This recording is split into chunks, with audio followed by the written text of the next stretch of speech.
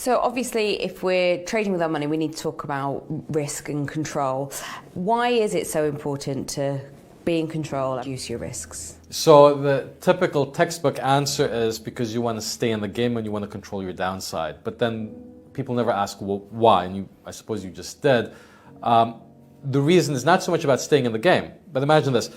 If your P&L looks like this, so it has lots of downside swing, and you manage to implement risk control upon it, then all of a sudden the swings to the downside get lower by the very definition, construction of what you've just done. But that means, going back to the concept of leverage, you can lever this thing up higher.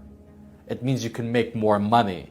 So the real point about having risk control is not so much about staying in the game for a long time, in the shortest amount of time possible. You've been quoted as saying risk control is about being a pig. Is that right? What do you mean? No, it's out of context and it's not my quote. It's about, it takes courage to be a pig and to trade profits on high leverage.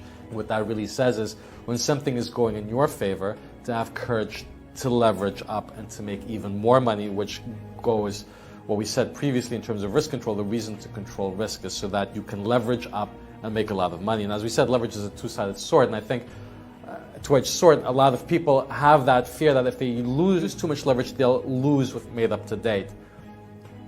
But that's the wrong approach. That's the approach of wanting to be certain about things.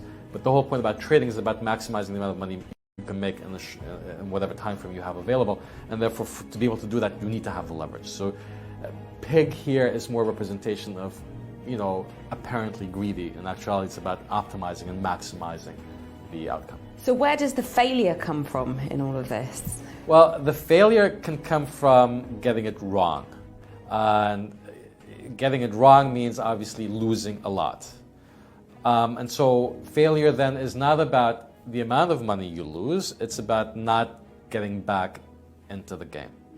And that's what real failure is about. And I think you'll find a lot of people went bankrupt over and over again until they hit it big. That's the same for business and the same for trading. But the whole point is that you can't give up. Giving up, that's where the failure lies.